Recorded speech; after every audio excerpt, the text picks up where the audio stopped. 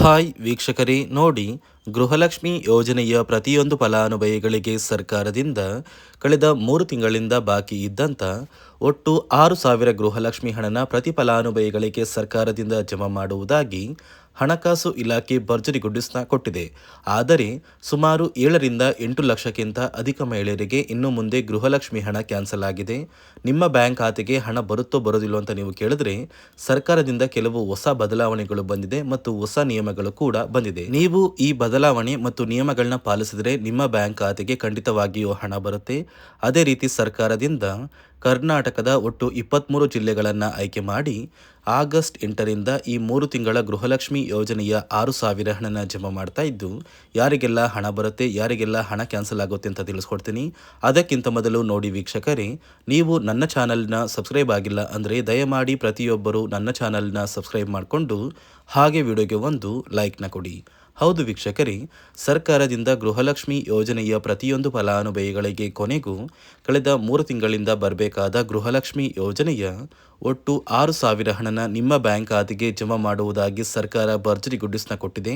ನಿಮ್ಮ ಬ್ಯಾಂಕ್ ಖಾತೆಗೆ ಹಣ ಬರ್ತಾ ಇರೋದು ನಿಜ, ಆದರೆ ಸಾಕಷ್ಟು ಫಲಾನುಭವಿಗಳಿಗೆ ಸರ್ಕಾರ ಗೃಹಲಕ್ಷ್ಮಿ ಹಣನ ಕ್ಯಾನ್ಸಲ್ ಮಾಡ್ತಾ ಇದೆ. ಕಾರಣ ಏನು ಅಂದರೆ, ಹಣಕಾಸು ಇಲಾಖೆ ಜಾರಿಗೆ ತಂದಿರುವ ಹೊಸ ನಿಯಮಗಳು ಮತ್ತು ಹೊಸ ಬದಲಾವಣೆಗಳು. ಈ ನಿಯಮಗಳು ಮತ್ತು ಬದಲಾವಣೆಗಳ ಪ್ರಕಾರ ನಿಮ್ಮ ಬ್ಯಾಂಕ್ ಖಾತೆಗೂ ಹಣ ಕ್ಯಾನ್ಸಲ್ ಆಗುವ ಸಾಧ್ಯತೆ ಇದೆ. ಒಂದು ವೇಳೆ ಹಣ ಪಡೆಯಲೇಬೇಕು ಅಂದರೆ ಈ ನಿಯಮಗಳನ್ನ ಪಾಲಿಸಬೇಕಾಗುತ್ತೆ. ಹಾಗಾದರೆ ಆ ನಿಯಮಗಳು ಮತ್ತು ಬದಲಾವಣೆಗಳು ಏನು ಅಂತ ಕೂಡ ತಿಳ್ಕೊಳ್ಳೋಣ.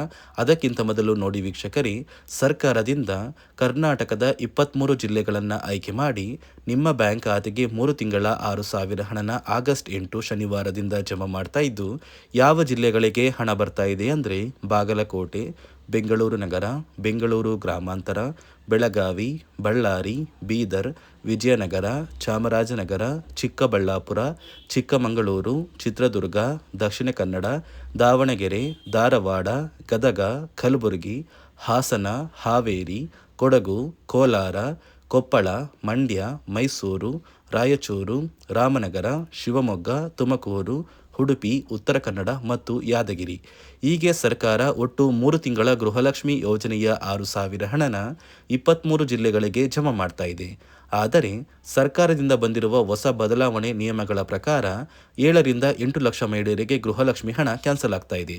ಹಾಗಾದರೆ ನೀವು ಹಣ ಪಡಿಬೇಕು ಅಂದರೆ ಏನು ಮಾಡಬೇಕು, ಆ ನಿಯಮಗಳ ಬಗ್ಗೆ ಕೂಡ ನಾನು ನಿಮಗೆ ಸಂಪೂರ್ಣವಾಗಿ ತಿಳಿಸ್ಕೊಡ್ತಾ ಇದ್ದೀನಿ. ನೋಡಿ ವೀಕ್ಷಕರೇ, ಮೊದಲು ಸರ್ಕಾರ ಯಾವ ಕಾರಣಕ್ಕೆ ಗೃಹಲಕ್ಷ್ಮಿ ಯೋಜನೆಗೆ ಹೊಸ ರೀತಿಯ ಒಂದು ನಿಯಮಗಳನ್ನ ತಂದಿದೆ ಅಂದರೆ, ಇಲ್ಲಿ ಗೃಹಲಕ್ಷ್ಮಿಯಲ್ಲಿ ಸುಮಾರು 6ರಿಂದ 7 ಲಕ್ಷಕ್ಕಿಂತ ಅಧಿಕ ಮಹಿಳೆಯರ ಹತ್ರ ಒಂದು ವೋಟರ್ ಐ ಡಿ ಕಾರ್ಡ್ ಇಲ್ಲ. ಅಂದರೆ ವೋಟರ್ ಐ ಡಿ ಇಲ್ಲ ಅಂದರೂ ಕೂಡ ಅವರು ಸರ್ಕಾರದಿಂದ ಬರುವ ಗೃಹಲಕ್ಷ್ಮಿ ಹಣನ ಪಡಿತಾ ಇದ್ದಾರೆ. ಮತ್ತು ಸಾಕಷ್ಟು ಫಲಾನುಭವಿಗಳ ಒಂದು ಬ್ಯಾಂಕ್ ಖಾತೆ ಏನಿದೆ, ಆ ಒಂದು ಬ್ಯಾಂಕ್ ಖಾತೆ ಹೊರ ರಾಜ್ಯದ ಬ್ಯಾಂಕ್ ಖಾತೆ ಆಗಿದೆ. ಅಂದರೆ ಕರ್ನಾಟಕದಲ್ಲಿರುವಂತಹ ಫಲಾನುಭವಿಗಳು ಬೇರೆ ರಾಜ್ಯದಲ್ಲಿ ಹೊಂದಿರುವಂತಹ ಒಂದು ಬ್ಯಾಂಕ್ ಖಾತೆನ ಕೊಟ್ಟು ಗೃಹಲಕ್ಷ್ಮಿ ಹಣನ ಪಡಿತಾ ಇದ್ದಾರೆ. ಅದೇ ರೀತಿ ಸಾಕಷ್ಟು ರೀತಿಯ ಹೊಸ ಬದಲಾವಣೆಗಳು ಯಾವ ಕಾರಣಕ್ಕೆ ಬರ್ತಾ ಇದೆ ಅಂದರೆ, ಗೃಹಲಕ್ಷ್ಮಿ ಯೋಜನೆಯಲ್ಲಿ ಅರ್ಹವಿರುವ ಫಲಾನುಭವಿಗಳಿಗೆ ಅಂದರೆ ಕರ್ನಾಟಕದವರಾಗಿದ್ದು, ಕರ್ನಾಟಕದಲ್ಲೇ ವೋಟರ್ ಐ ಡಿನ ಹೊಂದಿದ್ದು, ಕರ್ನಾಟಕದ ಫಲಾನುಭವಿಗಳಾಗಿದ್ದು ಇವರ ಬ್ಯಾಂಕ್ ಖಾತೆಗೆ ಹಣ ತಲುಪಬೇಕು. ಬೇರೆ ಫಲಾನುಭವಿಗಳಿಗೆ ಯಾವುದೇ ಕಾರಣಕ್ಕೂ ಹಣ ತಲುಪಬಾರದು ಅಂತ ಸರ್ಕಾರ ನಿರ್ಧಾರ ಮಾಡಿದೆ. ಇದೇ ಕಾರಣಕ್ಕೆ ಸಾಕಷ್ಟು ಫಲಾನುಭವಿಗಳು ಗೃಹಲಕ್ಷ್ಮಿ ಯೋಜನೆಯ ಒಂದು ಅರ್ಹರ ಪಟ್ಟಿಯಿಂದ ಕ್ಯಾನ್ಸಲ್ ಆಗ್ತಾ ಇದ್ದಾರೆ. ನಿಮ್ಮ ಒಂದು ಮನೆ ಬಾಗಿಲಿಗೆ ಸರ್ಕಾರದಿಂದ ಅಧಿಕಾರಿಗಳು ಬರ್ತಾರೆ. ಸೊ ಸರ್ಕಾರ ಗೃಹಲಕ್ಷ್ಮಿ ಮರುನೋಂದಣಿಗೆ ಒಂದು ಅಪ್ಲಿಕೇಶನ್ ಕೂಡ ಕೊಟ್ಟಿದ್ದಾರೆ. ಅಂದರೆ ಮೊಬೈಲಲ್ಲೇ ಆ ಒಂದು ಅಧಿಕಾರಿಗಳು ನಿಮ್ಮ ಮನೆ ಬಾಗಿಲಿಗೆ ಬಂದು ನಿಮ್ಮ ದಾಖಲಾತಿಗಳಾದ ರೇಷನ್ ಕಾರ್ಡ್, ಆಧಾರ್ ಕಾರ್ಡ್ ಮತ್ತು ವೋಟರ್ ಐ ಡಿ ಇದೀಗ ಕಡ್ಡಾಯ ಮಾಡಿದೆ. ಅದೇ ರೀತಿ ಜಾತಿ ಪ್ರಮಾಣ ಪತ್ರ ಬೇಕಾಗುತ್ತಂತ ನೀವು ಕೇಳಿದ್ರೆ, ಸದ್ಯಕ್ಕೆ ಸರ್ಕಾರ ಯಾವುದೇ ರೀತಿಯ ಜಾತಿ ಪ್ರಮಾಣ ಪತ್ರನ ಕೇಳ್ತಾ ಇಲ್ಲ. ಬದಲಿಗೆ ನಿಮ್ಮ ಒಂದು ಪತಿಯ ಆಧಾರ್ ಕಾರ್ಡ್, ನಿಮ್ಮ ಒಂದು ವೋಟರ್ ಐ ಡಿ ಮತ್ತು ನಿಮ್ಮ ಒಂದು ಮನೆಯ ರೇಷನ್ ಕಾರ್ಡ್ನ ಕೊಟ್ಟು ನೀವು ಗೃಹಲಕ್ಷ್ಮಿಗೆ ಮರು ನೋಂದಣಿನ ಮಾಡ್ಕೋಬೇಕು.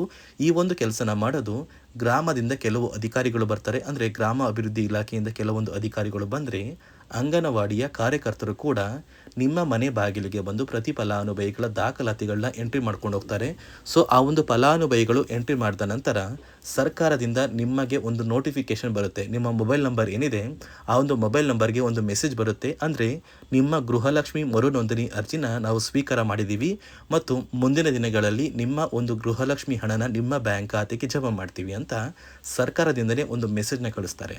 ಆದರೆ ನೀವು ನಿಮ್ಮ ಮೊಬೈಲ್ ನಂಬರ್ನ ಆಕ್ಟಿವ್ ಆಗಿರುವಂತಹ ಮೊಬೈಲ್ ನಂಬರ್ನ ಕೊಡಬೇಕು. ಯಾಕಂದರೆ ನಿಮ್ಮ ಬ್ಯಾಂಕ್ ಖಾತೆಗೆ ಲಿಂಕ್ ಆಗಿರುವಂತಹ ಮೊಬೈಲ್ ನಂಬರ್ ಬೇರೆ ಇರುತ್ತೆ ಮತ್ತು ನೀವು ಹೊಂದಿರುವಂತಹ ಒಂದು ಮೊಬೈಲ್ ನಂಬರ್ ಬೇರೆ ಇರುತ್ತೆ. ಇದೇ ಕಾರಣಕ್ಕೆ ಕರೆಕ್ಟಾಗಿರುವಂತಹ ಒಂದು ಮೊಬೈಲ್ ನಂಬರ್ನ ಕೊಟ್ಟರೆ ಆದಷ್ಟು ಬೇಗ ನೀವು ಮರು ಅರ್ಜಿನ ಹಾಕಿ ಗೃಹಲಕ್ಷ್ಮಿ ಹಣನ ಪಡ್ಕೋಬೋದು. ಅದೇ ರೀತಿ ನೀವು ಹೊಂದಿರುವ ಬ್ಯಾಂಕ್ ಖಾತೆ ಏನಿದೆ ಆ ಒಂದು ಬ್ಯಾಂಕ್ ಖಾತೆನ ನೀವು ಆ್ಯಕ್ಟಿವ್ ಆಗಿ ಇಟ್ಕೋಬೇಕು. ಅಂದರೆ ಯಾವುದೇ ರೀತಿಯ ಒಂದು ವಹಿವಾಟನ್ನು ನಡೆಸ್ತಾ ಇಲ್ಲ ಅಂದರೆ ನಿಮ್ಮ ಒಂದು ಬ್ಯಾಂಕ್ ಖಾತೆಗೆ ಗೃಹಲಕ್ಷ್ಮಿ ಹಣ ಖಂಡಿತವಾಗಿಯೂ ಬರೋದಿಲ್ಲ. ಅದೇ ರೀತಿ ನೋಡಿ ವೀಕ್ಷಕರೇ, ನಿಮ್ಮ ಮನೆಯ ಕುಟುಂಬರು ಅಂದರೆ ಗೃಹಲಕ್ಷ್ಮಿ ಯೋಜನೆಯ ಒಂದು ಸದಸ್ಯ ಏನಾರು ಮರಣ ಹೊಂದಿದ್ದು ಅವರ ಬದಲಾಗಿ ನೀವು ಅಪ್ಲಿಕೇಶನ್ ಹಾಕ್ತೀವಿ ಅಂದರೆ ಅದು ಸಾಧ್ಯವಿಲ್ಲ. ಯಾಕಂದರೆ ನಿಮ್ಮ ಒಂದು ರೇಷನ್ ಕಾರ್ಡಲ್ಲಿ ಮನೆಯ ಯಜಮಾನಿ ಯಾರಿರ್ತಾರೆ ಅವರೇ ಮಾತ್ರ ಗೃಹಲಕ್ಷ್ಮಿ ಯೋಜನೆಗೆ ಅರ್ಹರಾಗಿರ್ತಾರೆ. ಒಂದು ವೇಳೆ ಮನೆಯ ಸದಸ್ಯರು ಯಜಮಾನಿಯಾಗಿದ್ದು ಅವರು ಮರಣ ಹೊಂದಿದ್ರೆ ನೀವು ಗೃಹಲಕ್ಷ್ಮಿ ಯೋಜನೆಗೆ ಅಪ್ಲಿಕೇಶನ್ ಹಾಕೋದಕ್ಕೆ ಆಗೋದಿಲ್ಲ. ಮೊದಲು ನಿಮ್ಮ ಮನೆಯಲ್ಲಿ ಇರುವಂತಹ ಒಂದು ಹೆಣ್ಣು ಮಗಳು ಅಂದರೆ ಮಹಿಳೆ, ನಿಮ್ಮ ಒಂದು ಪತ್ನಿ ಇರ್ಬೋದು ಅಥವಾ ನಿಮ್ಮ ಒಂದು ತಾಯಿ ಇರ್ಬೋದು, ಅವ್ರನ್ನ ಮನೆಯ ಯಜಮಾನಿ ನೀವು ಮಾಡಬೇಕಾಗುತ್ತೆ. ಸೊ ಮನೆಯ ಯಜಮಾನಿ ಮಾಡಿದ ನಂತರ ಮಾತ್ರ ನೀವು ಗೃಹಲಕ್ಷ್ಮಿಯ ಸೌಲಭ್ಯನ ಪಡ್ಕೋಬೋದು. ಒಂದು ವೇಳೆ ನೀವು ಗೃಹಲಕ್ಷ್ಮಿಗೆ ಹೊಸದಾಗಿ ಅರ್ಜಿ ಹಾಕಬೇಕು ಅಂದರೆ ಇದೀಗ ಸರ್ಕಾರ ಅದಕ್ಕೂ ಕೂಡ ಕರ್ನಾಟಕ ಒನ್, ಗ್ರಾಮ ಒನ್ ಅಥವಾ ಬೆಂಗಳೂರು ಒನ್ ಸೇವಾ ಕೇಂದ್ರದಲ್ಲಿ ಅವಕಾಶ ಮಾಡಿಕೊಟ್ಟಿದೆ. ಆದರೆ ಮೊದಲ ಥರ ಇವಾಗ ನೀವು ಅರ್ಜಿನ ಹಾಕೋದಕ್ಕೆ ಆಗೋದಿಲ್ಲ. ಬದಲಿಗೆ ನಿಮ್ಮ ರೇಷನ್ ಕಾರ್ಡ್ನ ತೊಗೊಂಡೋಗ್ಬೇಕು, ನಿಮ್ಮ ಆಧಾರ್ ಕಾರ್ಡ್ನ ತೊಗೊಂಡೋಗ್ಬೇಕು, ನಿಮ್ಮ ಒಂದು ಪತಿಯ ಆಧಾರ್ ಕಾರ್ಡ್ನ ಕೂಡ ತೊಗೊಂಡೋಗ್ಬೇಕಾಗುತ್ತೆ. ನಿಮ್ಮ ವೋಟರ್ ಐ ಡಿ ಕೂಡ ಕಡ್ಡಾಯವಾಗುತ್ತೆ. ನಿಮ್ಮ ವೋಟರ್ ಐ ಡಿ ನಿಮ್ಮ ಹತ್ರ ಇದ್ದರೆ ಮಾತ್ರ ನೀವು ಗೃಹಲಕ್ಷ್ಮಿ ಯೋಜನೆಯ ಒಂದು ಅರ್ಹತೆಯನ್ನು ಪಡ್ಕೋತೀರಾ. ಒಂದು ವೇಳೆ ವೋಟರ್ ಐ ಡಿ ಇಲ್ಲ, ರೇಷನ್ ಕಾರ್ಡ್ ಇದೆ, ಆಧಾರ್ ಕಾರ್ಡ್ ಇದೆ ಅಂದರೆ ಇನ್ನು ಮುಂದೆ ನಿಮ್ಮ ಬ್ಯಾಂಕ್ ಖಾತೆಗೆ ಸರ್ಕಾರ ಗೃಹಲಕ್ಷ್ಮಿ ಹಣನ ಖಂಡಿತವಾಗಿಯೂ ಜಮಾ ಮಾಡೋದಿಲ್ಲ. ಯಾಕಂದರೆ ಪ್ರತಿ ವರ್ಷವೂ ಕೂಡ ಸರ್ಕಾರ ವೋಟರ್ ಐ ಡಿನ ಬಿಡುಗಡೆ ಮಾಡುತ್ತೆ, ಅಂದರೆ ವೋಟರ್ ಲಿಸ್ಟ್ನ ಬಿಡುಗಡೆ ಮಾಡುತ್ತೆ. ಈ ಒಂದು ಲಿಸ್ಟಲ್ಲಿ ಕೆಲವು ಫಲಾನುಭವಿಗಳ ಒಂದು ಹೆಸರನ್ನ ಕ್ಯಾನ್ಸಲ್ ಮಾಡುತ್ತೆ. ಒಂದು ವೇಳೆ ನಿಮ್ಮ ವೋಟರ್ ಐ ಡಿ ಏನಾದರೂ ಕ್ಯಾನ್ಸಲ್ ಆಗಿದ್ದರೆ ನಿಮ್ಮ ಬ್ಯಾಂಕ್ ಖಾತೆಗೆ ಗೃಹಲಕ್ಷ್ಮಿ ಹಣನ ಸರ್ಕಾರ ಕ್ಯಾನ್ಸಲ್ ಮಾಡುತ್ತೆ.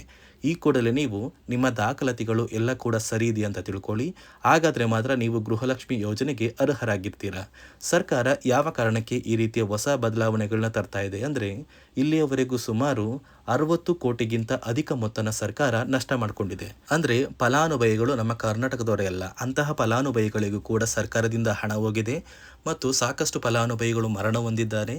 ಅಂತಹ ಫಲಾನುಭವಿಗಳಿಗೂ ಕೂಡ ಹಣ ಹೋಗ್ತಾ ಇದೆ ಮತ್ತು ಫಲಾನುಭವಿಗಳು ಹೊಂದಿರುವ ಬ್ಯಾಂಕ್ ಖಾತೆ ಕೂಡ ಆ್ಯಕ್ಟಿವ್ ಇಲ್ಲ. ಅಂತಹ ಫಲಾನುಭವಿಗಳಿಗೂ ಕೂಡ ಹಣ ಹೋಗಿದೆ ಮತ್ತು ಸಾಕಷ್ಟು ಫಲಾನುಭವಿಗಳು ಏನು ಮಾಡಿದ್ದಾರೆ ಅಂದರೆ ಅವರ ಮನೆ ಕುಟುಂಬದ ಯಜಮಾನಿ ಅಂದರೆ ಹೆಡ್ ಆಫ್ ದ ಫ್ಯಾಮಿಲಿ ಇರ್ತಾರಲ್ಲ, ಸೊ ಆ ಒಂದು ಮಹಿಳೆ ಮರಣ ಹೊಂದಿರ್ತಾರೆ. ಸೊ ಏನೋ ಒಂದು ಕಾರಣದಿಂದ ಮರಣ ಹೊಂದಿದ್ದು ಅವರ ಬ್ಯಾಂಕ್ ಖಾತೆಗೆ ಬರುವ ಗೃಹಲಕ್ಷ್ಮಿ ಹಣನ ಒಂದು ATM ಮೂಲಕ ವಿತ್ಡ್ರಾ ಮಾಡಿದ್ದಾರೆ ಮತ್ತು ಫೋನ್ಪೇ ಮೂಲಕ ಟ್ರಾನ್ಸ್ಫರ್ ಮಾಡ್ಕೊಂಡಿದ್ದಾರೆ. ಇದೀಗ ಸರ್ಕಾರ ಈ ರೀತಿಯ ಒಂದು ಹೊಸ ಬದಲಾವಣೆಗಳನ್ನ ಜಾರಿಗೆ ತಂದರೆ ಯಾರಿಗೂ ಕೂಡ ಗೃಹಲಕ್ಷ್ಮಿ ಹಣ ಮೋಸ ಆಗೋದಿಲ್ಲ ಮತ್ತು ಪ್ರತಿ ಫಲಾನುಭವಿಗಳಿಗೆ ಹಣ ಬಂದೇ ಬರುತ್ತೆ ಅಂತ ಆದೇಶ ಕೊಟ್ಟಿದೆ. ನೀವು ಕೇಳ್ಬೋದು ವೀಕ್ಷಕರೇ, 3 ವರ್ಷದಿಂದ ಯಾವುದೇ ಕಾರಣಕ್ಕೂ ನಮಗೆ ಗೃಹಲಕ್ಷ್ಮಿ ಯೋಜನೆ ಹಣ ಮಿಸ್ ಆಗಿಲ್ಲ. ಸೊ ಇದೀಗ ಏನಕ್ಕೆ ಸಡನ್ ಆಗಿ ಈ ಥರ ಬದಲಾವಣೆಗಳು ಬರ್ತಾ ಇದೆ ಅಂದರೆ ಸರ್ಕಾರದಿಂದ ಕೆಲವು ಅಧಿಕಾರಿಗಳು ಒಂದು ಚರ್ಚೆ ನಡೆಸಿದ್ದಾರೆ. ಒಂದು ಸಭೆಯಲ್ಲಿ ಗೃಹಲಕ್ಷ್ಮಿ ಯೋಜನೆಯ ಕುರಿತು ಒಂದು ಸಭೆ ಮಾಡಿದಾಗ ಅಲ್ಲಿ ಗೃಹಲಕ್ಷ್ಮಿ ಯೋಜನೆಯಲ್ಲಿ ಸಾಕಷ್ಟು ರೀತಿಯ ಲೋಪದೋಷಗಳು ಕಂಡು ಬಂದಿದೆ. DBT ಮೂಲಕ ನಿಮ್ಮ ಬ್ಯಾಂಕ್ ಖಾತೆಗೆ ಹಣನ ಹಾಕಬೇಕಾದ್ರೆ ಸಾಕಷ್ಟು ಫಲಾನುಭವಿಗಳಿಗೆ ಹಣ ಹೋಗ್ತಾ ಇದೆ. ಸಾಕಷ್ಟು ಫಲಾನುಭವಿಗಳಿಗೆ ಹಣ ಹೋಗಿದ್ರು ಅವರ ಬ್ಯಾಂಕ್ ಖಾತೆಗೆ ಜಮಾ ಆಗ್ತಾ ಇಲ್ಲ, ಬದಲಿಗೆ ಆ ಒಂದು ಹಣ DBTಯಲ್ಲೇ ಸ್ಟಕ್ ಆಗ್ತಾ ಇದೆ ಮತ್ತು ಸರ್ಕಾರಕ್ಕೂ ಕೂಡ ಆ ಒಂದು ಹಣ ಬರ್ತಾ ಇಲ್ಲ. ಮತ್ತು ಸರ್ಕಾರ ಹಾಕಿರುವ ಹಣ ಇನ್ನೂ ಕೂಡ ಹಾಗೇ ಇದೆ. ಸಾಕಷ್ಟು ಫಲಾನುಭವಿಗಳು ಆ ಒಂದು ಹಣನ ಯೂಸ್ ಕೂಡ ಮಾಡ್ತಾ ಇಲ್ಲ, ಅಂದರೆ ಅದು ಬ್ಯಾಂಕ್ ಖಾತೆಯಲ್ಲಿ ಹಂಗೇನೆ ಇದೆ.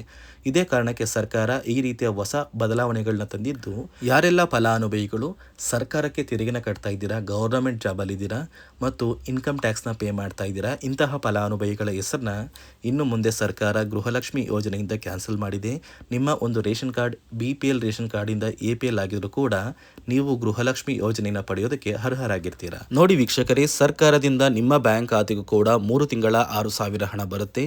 ಈ ಆಗಸ್ಟ್ ತಿಂಗಳು ಮುಗಿಯುವಷ್ಟರಲ್ಲಿ ಪ್ರತಿ ಫಲಾನುಭವಿಗಳಿಗೆ 6,000 ಹಣ ಜಮಾ ಆಗೇ ನೀಡಲಾಗುತ್ತೆ ಅಂತ ಹಣಕಾಸು ಇಲಾಖೆ ಮುಖ್ಯವಾದ ಮಾಹಿತಿನ ಕೊಟ್ಟಿದೆ ಅಂತ ಹೇಳ್ತಾ, ಇದಿಷ್ಟು ಸರ್ಕಾರದಿಂದ ಬಂದಿರುವ ಮಾಹಿತಿಯಾಗಿದ್ದು, ನಾನು ಕೊಟ್ಟಿರುವ ಮಾಹಿತಿ ನಿಮಗೆ ಇಷ್ಟ ಆಗಿದ್ದಲ್ಲಿ ನನ್ನ ಚಾನಲ್ನ ಸಬ್ಸ್ಕ್ರೈಬ್ ಮಾಡಿಕೊಂಡು ಹಾಗೆ ಪ್ರತಿಯೊಬ್ಬರು ವಿಡಿಯೋಗೆ ಒಂದು ಲೈಕ್ನ ಕೊಡಿ.